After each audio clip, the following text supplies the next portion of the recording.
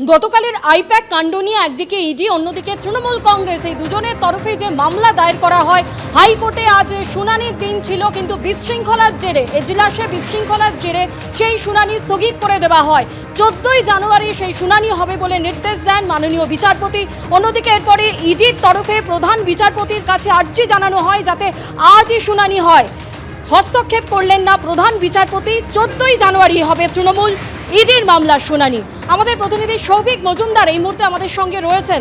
প্রধান বিচারপতি হস্তক্ষেপ করলেন না ইডির আবেদনে, কি জানতে পারছো সৌভিক? দেখো, প্রধান বিচারপতির তরফ থেকে জানানো হয়েছে, অর্থাৎ ভারপ্রাপ্ত প্রধান বিচারপতি তিনি জানিয়েছেন যে এই যে মামলা রয়েছে এই মামলার ক্ষেত্রে মাননীয় বিচারপতি শুভ্রা ঘোষ তিনি একটি প্রশাসনিক নির্দেশ জারি করেছেন। ফলে সেই নির্দেশের ক্রমে এই মামলার শুনানি 14ই জানুয়ারি স্থির করা হয়েছে।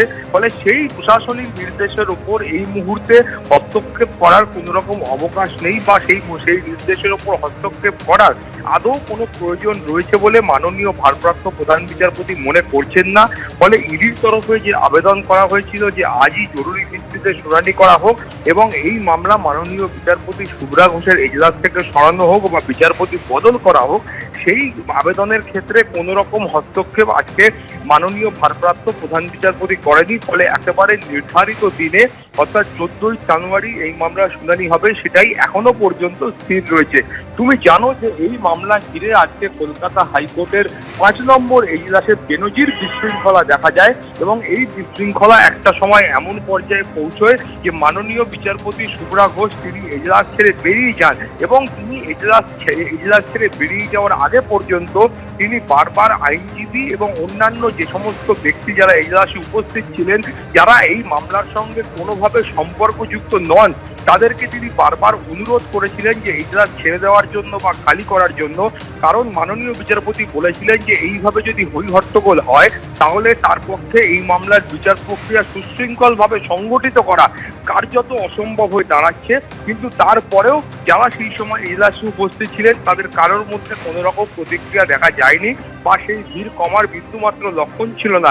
এরপরে আমরা দেখতে পেয়েছি যে বর্ষিয়ান আইনজীবী এবং তৃণমূল সাংসদ কল্যাণ বন্দ্যোপাধ্যায় যিনি এই মামলার আইনজীবী ছিলেন, তিনিও কিন্তু সেখানে যারা অন্যান্য ব্যক্তিরা উপস্থিত ছিলেন, আইনজীবীরা ছিলেন, প্রত্যেককে অনুরোধ করেন যে এজলাস খালি করার জন্য। যারা ইন্টার্ন ছিলেন তাদেরকে তিনি অনুরোধ করেন এজলাস খালি করার জন্য, কিন্তু তার কথাতেও কিন্তু কোনো কাজ হয়নি। কেউ এজলাস ছেড়ে বেরোননি, দু একজন বেরোবার চেষ্টা করেছিলেন, কিন্তু একেবারে ভিড়ের চাপে সেই সময় এজলাসের ভেতরে কার্যত কিন্তু অন্য জায়গায় যাওয়ার কোনো অপশন বা বিকল্পও কিন্তু ছিল না। ফলে তারপরেই আমরা দেখতে পাই মাননীয় বিচারপতি শুভ্রা ঘোষ তিনি এজলাস ছেড়ে বেরিয়ে যান এবং তিনি একটি প্রশাসনিক নির্দেশ দেন যে মামলার শুনানি 14ই জানুয়ারি পর্যন্ত মুলতুবি করা হচ্ছে, ওদিনকে পরবর্তী শুনানি। এরপর আমরা দেখলাম যে ইডির আইনজীবীরা তারা কিন্তু বেশ তৎপর হলেন এবং তারা একটি ইমেল করলেন মাননীয় ভারপ্রাপ্ত প্রধান বিচারপতির কাছে এবং সেই ইমেলে তারা বললেন যে অবিলম্বে আজকেই যেন এই মামলার জন্য বিশেষ একটি বেঞ্চ গঠন করে সেখানে শুনানি হয় এবং যেন এই মামলার ক্ষেত্রে বিচারপতি বদল করা হয়, অর্থাৎ এই মামলা যেন মাননীয় বিচারপতি শুভ্রা ঘোষের এজলাস থেকে অন্যত্র সরানো হয়, সেই আবেদনও তারা করেছিলেন। কিন্তু কিছুক্ষণ আগেই আমরা জানতে পেরেছি যে মাননীয় প্রধান বিচারপতির তরফ থেকে সেই আবেদন খারিজ করা হয়েছে।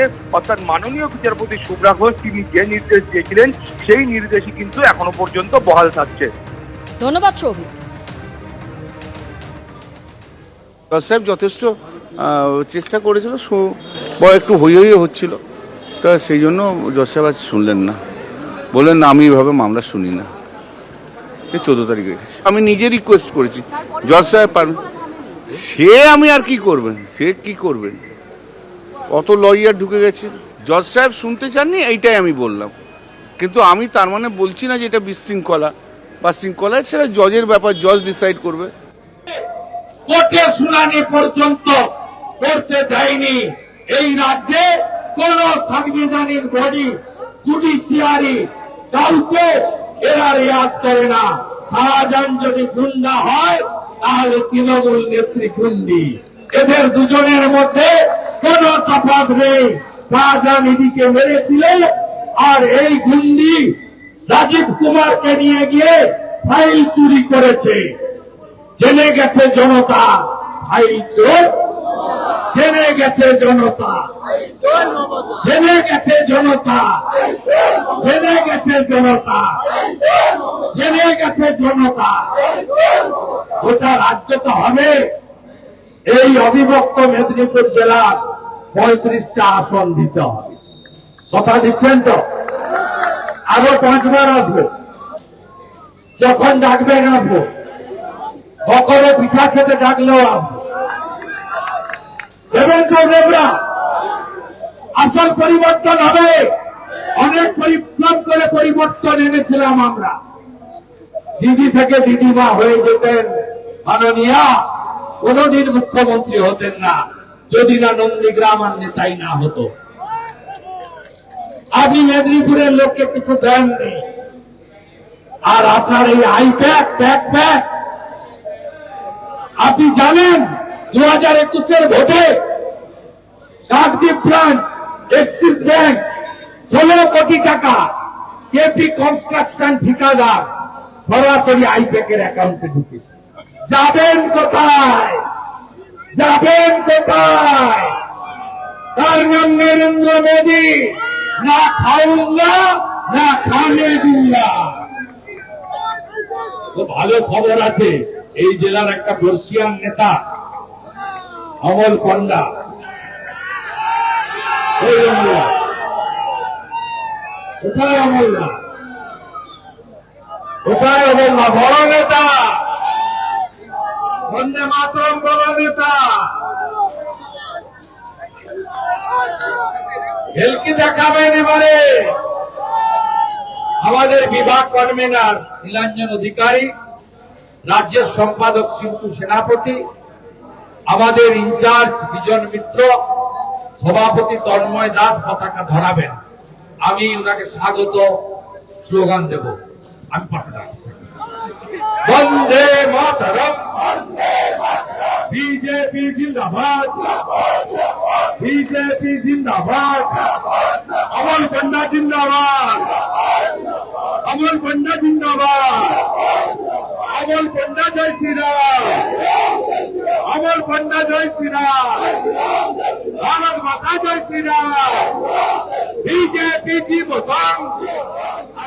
এদিকে অভিষেক বন্দ্যোপাধ্যায় চলে যাবার পরে হরিচাঁদ গুরুচাঁদ মন্দির গোবর জল দিয়ে শুদ্ধিকরণ করা হয়। শুদ্ধিকরণ করেন কেন্দ্রীয় মন্ত্রী শান্তনু ঠাকুর। অভিষেক বন্দ্যোপাধ্যায় চলে যাবার পরে ওঠে স্লোগানও।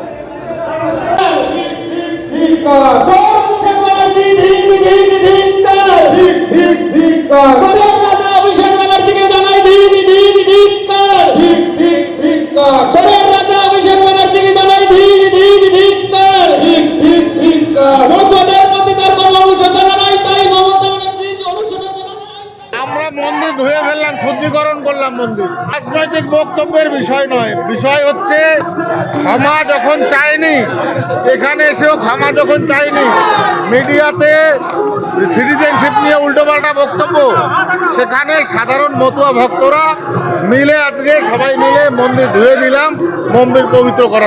এবিপি আনন্দ, এগিয়ে থাকে, এগিয়ে রাখে।